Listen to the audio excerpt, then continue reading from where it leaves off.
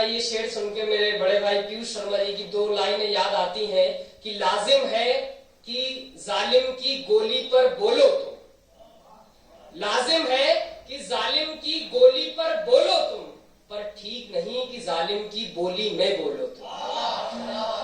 मैं बिना किसी देरी के सीधे सीधे कविता पर आऊंगा, कोई भूमिका नहीं बनाऊंगा, मेरी कविता भूमिका बनाएगी। कविता भारत देश पर है कि हिंदुस्तान क्या है। सुनिएगा कि वीर शिवा और राणा को ये प्राणों से प्यारा था, वीर शिवा और राणा को ये प्राणों से प्यारा था, रानी लक्ष्मीबाई के सपनों का एक सितारा था। वीर शिवा और राणा को ये प्राणों से प्यारा था, रानी लक्ष्मीबाई के सपनों का एक सितारा था। आजाद भगत अशफाक के लिए निराला था, चाहे फांसी का फंदा हो वो भी उन्हें मतवाला था, चाहे फांसी का फंदा हो वो भी उन्हें मतवाला था। कि भारत की इस पावन मिट्टी में वीरों की कुर्बानी है, भारत की इस पावन मिट्टी में वीरों की कुर्बानी है, विधवाओं के आंसू और माओं की कोख निशानी है। भारत की इस पावन मिट्टी में वीरों की कुर्बानी है, विधवाओं के आंसू और माओं की कोख निशानी है। कटे फटे लहू में तर जिस्मों की चीखें हैं इसमें, माँ बहनों की अजमत और पुरखों की लाशें हैं इसमें। माँ बहनों की अजमत और पुरखों की लाशें हैं इसमें। कि वो लाशें अब ये बोल रही, वो लाशें अब ये बोल रही, ये धरती सिर्फ तुम्हारी है। वो लाशें अब ये बोल रही, ये धरती सिर्फ तुम्हारी है, इसके अमन को बर्बाद न कर, ये हम सबको प्यारी है।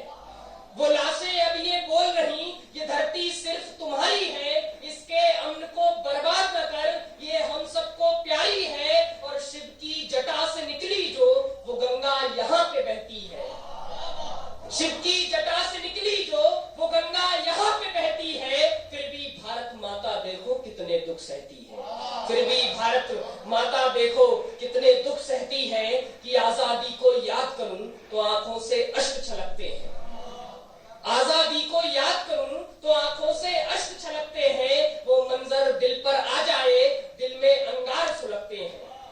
आजादी को याद करूं तो आंखों से अश्क छलकते हैं, वो मंजर दिल पर आ जाए दिल में अंगार सुलगते हैं। कि आजादी ने कितनों ने अपना सर्वस्व न्यौछावर कर डाला, भारत की आजादी में कितनों ने अपना सर्वस्व न्यौछावर कर डाला। अपनी आंखों के सामने बेटों को कटवा डाला, अपनी आंखों के सामने बेटों को कटवा डाला। कि दुश्मन से रणवे ना हारे।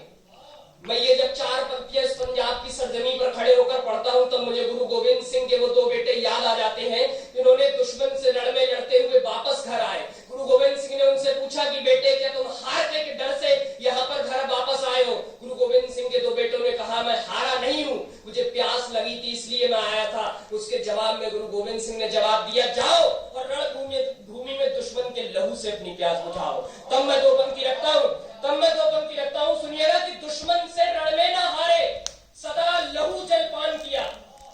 दुश्मन से रणवे ना हारे, सदा लहू जलपान किया। अपने जिस्म का हर कतरा भारत माँ को दान किया। और तह में सांस रही न रही पर आस हमेशा जिंदा थी।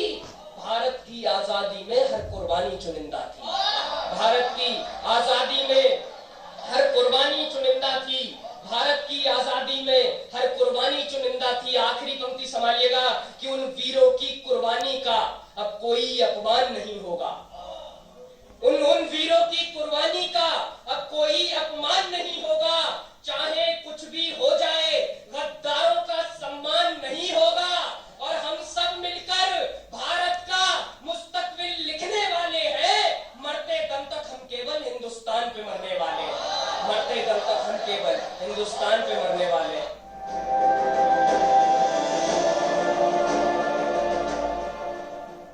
अब मैं अगले प्रतिभागी को बुलाना चाहूंगा, अगले कवि को बुलाना चाहूंगा। एक बार जोरदार तालियां हो जाए सिद्धांत के लिए।